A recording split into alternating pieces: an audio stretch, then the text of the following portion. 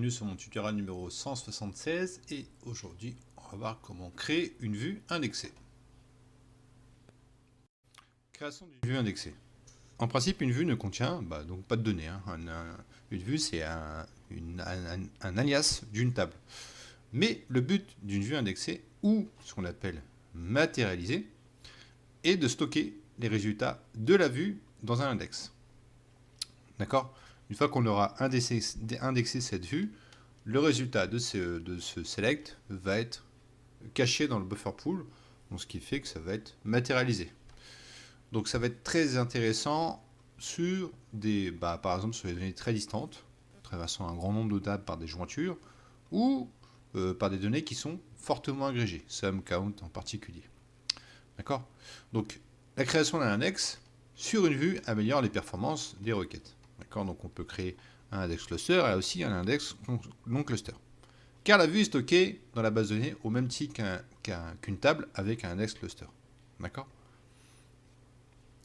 Donc on va gagner pas mal de temps sur une vue qui va être indexée sur les types data warehouse. Les types data warehouse, c'est les entrepôts de données où l'on fait des selects avec énormément d'agrégats de jointures pour pouvoir trier, ramener des données qui ont des millions et des millions de données. Donc on peut penser à une vue indexée si on attaque les données par une vue. Ok ? Allez, on va faire une petite démo.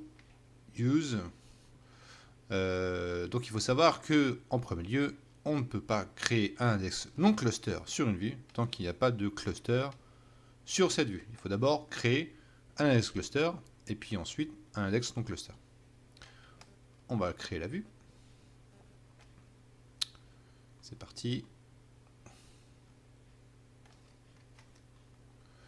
C'est mieux comme ça. Donc je supprime la vue, ça existe déjà. Je crée la vue. Vous voyez dans la vue, il y a des sums, il y a un count Bing, house count. Donc on fait un petit peu d'agrégat sur cette vue.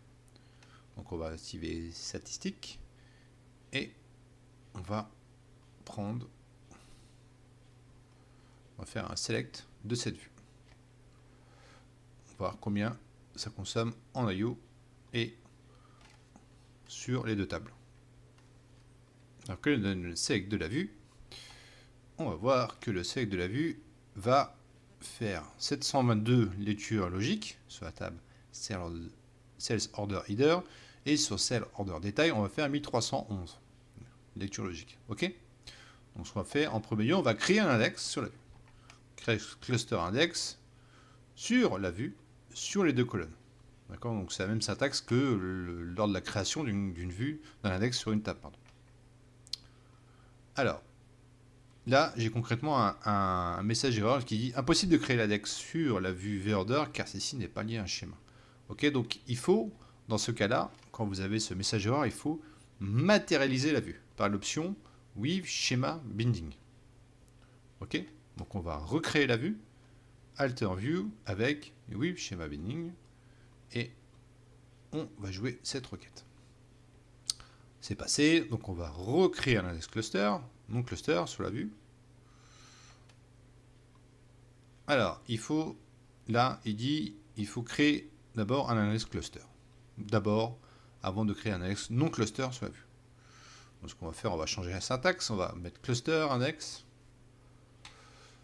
Encore un message d'erreur, on va y arriver. C'est possible de créer un index cluster non unique sur la vue. Donc, il faut rajouter la syntaxe unique sur l'index cluster pour que ça marche. D'accord. Là, c'est bon. On est bon, on a bien créé l'index sur la vue. Alors que donne le select, une fois qu'on a créé l'index cluster, on est passé de 722 et de 1311 à juste 155 lectures logiques sur la vue. Donc on voit que un gain de temps déjà très significatif. On voit que l'index cluster, dans ce cas-là, sur la vue, est très préconisé. D'accord ? Donc attention, sur la vue, la création des index sur les vues, il y a quand même pas mal de préco qui fait qu'on ne peut pas créer des index sur des vues, il y a pas mal de restrictions. Donc je clique sur le lien. Là, on peut voir qu'il y a deux très bons articles sur le lien que je vous ai mis ici, D'accord? Il y a de très bons articles sur la conception des vues indexées et la création de vues indexées. D'accord? C'est bien écrit sur le lien Microsoft. Généralement, les vues indexées n'améliorent pas les performances sur ces types de requêtes suivants. Les systèmes OLTP avec de nombreuses opérations d'écriture, nombreuses mises à jour, et les requêtes n'impliquant ni agression ni jointure, etc., etc. Je vous laisse lire l'article parce que franchement, il est très complet.